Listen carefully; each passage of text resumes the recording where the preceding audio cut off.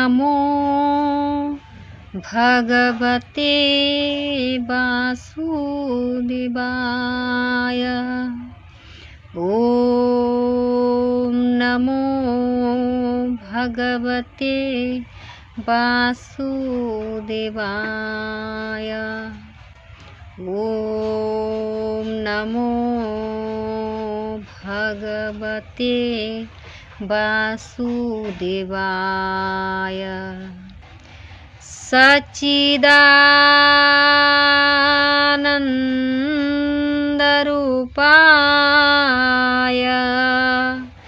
विश्वोत्पत्त्यादि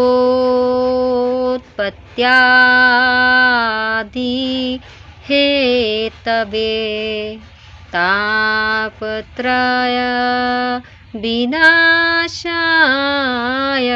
श्रीकृष्णाय वयं नमः। भगवान का स्वरूप कैसा है? जो ईश्वर हैं उनका स्वरूप कैसा है? सतघन, चित्तघन, आनंद घन। भगवान का स्वरूप सत, चित और आनंद, इन तीनों से सच्चिदानंद। ऐसे भगवान सच्चिदानंद स्वरूप जो समस्त विश्व का पालन, सृजन, संहरण तीनों के जो हेतु हैं, वो सच्चिदानंद जिनकी पावन चरण शरण ग्रहण करते ही जीव के तापत्रय समाप्त हो जाता है। भगवान विष्णु जो हैं सच्चिदानंद स्वरूप हैं, उनका चरण कमल की अगर हम शरण ग्रहण करते ही तापत्रय समाप्त हो जाती है। ऐसे गोविंद के पाद पद्मों में हम सब मिलकर बारंबार प्रणाम करते हैं। तीनों प्रकार के तापों के नाम क्या है? क्या आप जानते हैं?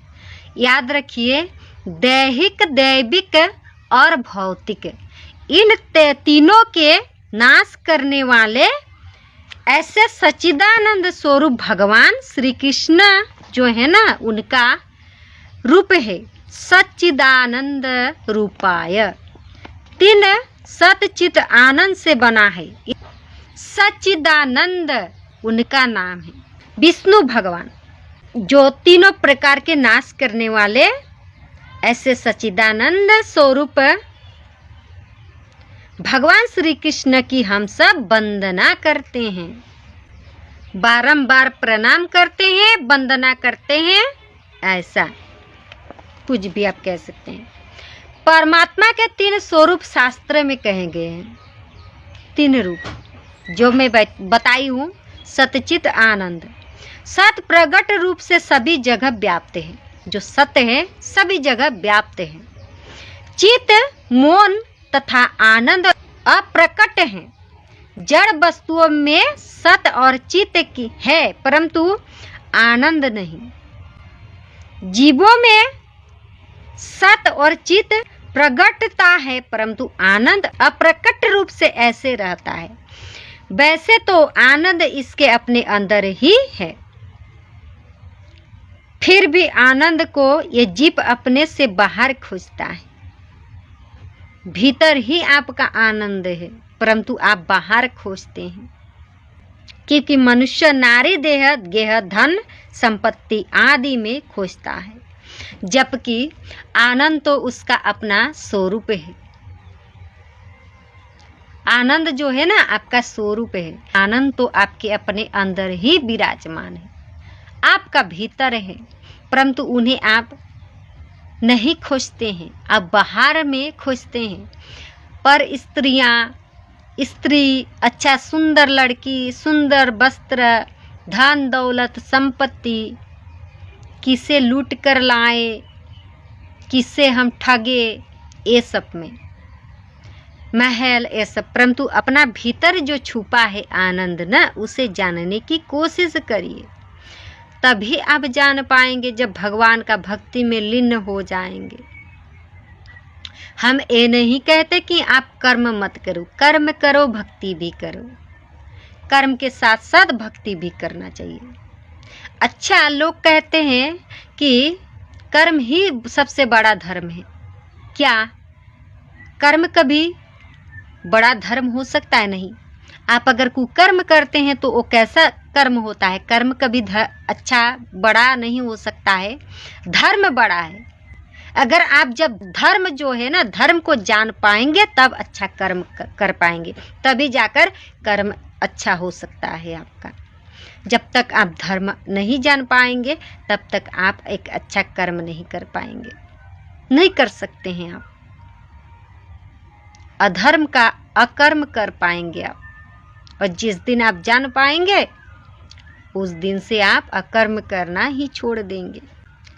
उसे किसी अन्य वस्तुओं में खोजने की आवश्यकता नहीं है कि ये तो आपके हृदय में, मन में विराजमान है, आपका हृदय में, आपका मन में विराजमान है। ऐसे आत्मा ही परमात्मा के अंश है। आपका जो आत्मा है ना, वो परमात्मा, जो परमात्मा है, ईश्वर है, विष्णु भगवान, कृष्ण भगवान, उनका हम सब अंश हैं। ये अथवा जैसे दूध में माखन रहता है परंतु दिखता नहीं, दूध में मक्खन रहता है परंतु उनका निकालने का तरीका होता है, तभी जाकर मक्खन निकलता है, घी निकलता है, मंठा निकलता है।